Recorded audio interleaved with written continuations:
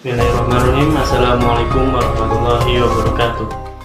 Perkenalkan, nama saya Anas Fuadi. Di sini saya akan mempresentasikan dengan judul konsep diri. Video ini demi memenuhi tugas UAS ilmu psikologi umum.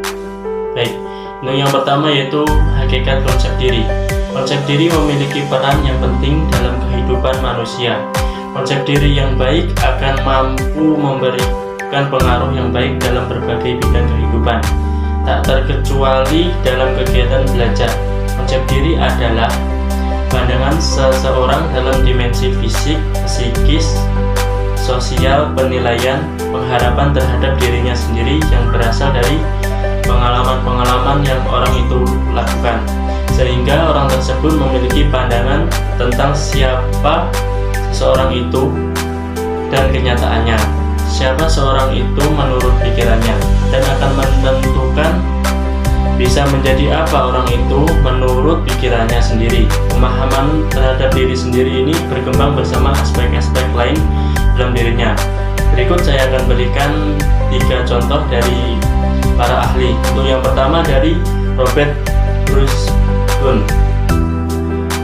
berpendapat bahwa konsep diri adalah relasi antara sikap dan keyakinan mengenai diri individu itu sendiri. Untuk yang kedua dari Budi Anakelia, mengatakan bahwa konsep atau konsep diri adalah cara pandang individu dalam memandang dirinya, baik secara utuh, fisikal, intelektual, emosional, spiritual, maupun sosial. Untuk yang ketiga dari Patricia Potter Pottery, memandang bahwa konsep diri adalah gambaran subjektif dari diri individu dan perpaduan yang kompleks, mulai dari perasaan, persepsi, sadar, dan bawah sadar, hingga sikap self. Konsep atau konsep diri memberikan individu kerangka rujukan yang mempengaruhi self-management akan situasi dan hubungan individu dengan orang lain. Untuk yang selanjutnya, yang kedua atau yang B, bagaimana konsep diri itu terbentuk? Konsep diri bukan merupakan bawaan lahir dan bukan pula muncul begitu saja, tetapi berkembang secara perlahan selama rentang kehidupan individu melalui interaksi dengan lingkungannya. Lingkungan yang paling berpengaruh dalam pembentukan dan perkembangan konsep diri adalah keluarga dan kemudian masyarakat. Yang rawan bagi pembentukan konsep diri adalah belajar. Perubahan psikologi yang relatif permanen yang terjadi pada kita sebagai akibat dari pengalaman belajar yang awal terutama didapat di rumah dan kemudian pengalaman diperoleh dari berbagai lingkungan di luar rumah. 3 aspek belajar yang paling penting dalam pembentukan konsep diri yaitu asosialisasi, akibat, dan motivasi.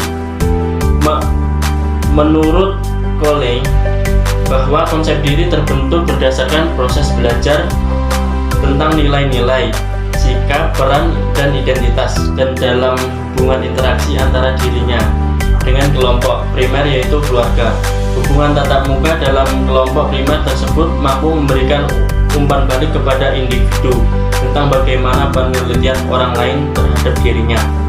Dengan demikian, dapat dikatakan bahwa proses pertumbuhan dan perkembangan individu memenuhi kedewasaan sangat dipengaruhi oleh lingkungannya, karena individu belajar dari lingkungan. Menurut Adler dan Toner, ada 2 teori tentang terbentuknya konsep diri, yaitu Reveated Appraisal. Teori ini mengemukakan bahwa konsep diri seorang terbentuk atas lingkungan sekitar, bagaimana orang-orang lain memberikan respon dan menilai individu tersebut. Peran orang yang berarti. Untuk yang kedua yaitu comparison. Teori ini mengemukakan bahwa konsep diri berkembang melalui proses interaksi sepanjang rentang kehidupannya. Seseorang secara terus-menerus membentuk nilai yang ia alami dan pelajari bersama orang lain di lingkungannya. Selama proses ini berlangsung, terjadi perbandingan seseorang lalu terhadap dirinya dan orang lain. segala orang yang dipelajari dan dialami oleh seseorang.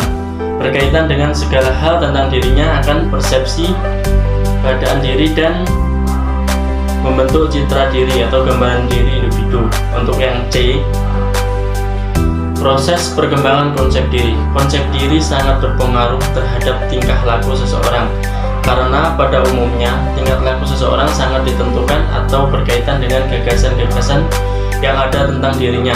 Dalam proses perkembangan, konsep diri melahirkan dua dimensi pokok dalam aktualisasinya, yaitu satu, dimensi internal, yaitu penilaian yang dilakukan individu terhadap dirinya sendiri berdasarkan dunia di dalam dirinya. Dimensi ini terbagi menjadi tiga. Yang pertama, diri identitas. Bagian ini adalah bagian di dalamnya mengacu pertanyaan tentang siapa saya. Kemudian seiring dengan bertambahnya usia dan interaksi dengan lingkungan pengetahuan, maka individu mampu melengkapi keterangan tentang dirinya secara lebih kompleks, seperti saya cantik tapi saya bodoh, atau saya pandai tapi saya miskin. B, diri pelaku. Diri pelaku merupakan persepsi individu terhadap tingkah lakunya, berbisikan segala kesadaran mengenai apa yang dilakukan oleh diri. Diri yang kuat akan menunjukkan kesesuaian antara diri identitas dengan diri pelakunya. Untuk yang ketiga yaitu atau C, diri penerima. Diri penerima berfungsi sebagai pengamat, penilai, penentu standar, dan evaluator. Kedudukannya adalah sebagai mediator antara diri identitas dan diri pelaku. Untuk yang kedua, dimensi eksternal. Dalam dimensi eksternal ini, individu menilai dirinya melakukan hubungan dan aktivitas sosialnya, nilai-nilai yang dianutnya, serta hal-hal yang berkaitan dengan sekolah, organisasi. Terus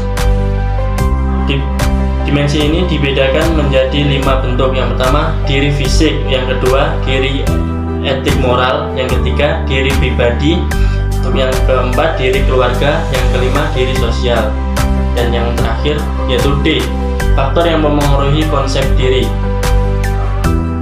Stewart dan Sarden dalam Salbiah mengemukakan bahwa faktor yang mempengaruhi pembentukan konsep diri yaitu yang pertama, satu, teori perkembangan konsep diri. Konsep diri belum ada waktu lahir, kemudian berkembang secara bertahap, mulai mengenal dan membedakan dirinya dengan orang lain. Pada usia 18 bulan, anak mulai mengenal wajah mereka sendiri dan menunjukkan gambar mereka sendiri. Untuk yang selanjutnya yaitu significant atau orang-orang yang terpenting atau yang terdekat, yaitu sesuatu kondisi di mana individu belajar orang lain terhadap dirinya. Anak sangat dipengaruhi oleh orang yang dekat dengannya, yaitu orang tua. Orang tua adalah kontak sosial yang paling awal yang kita alami dan yang paling kuat.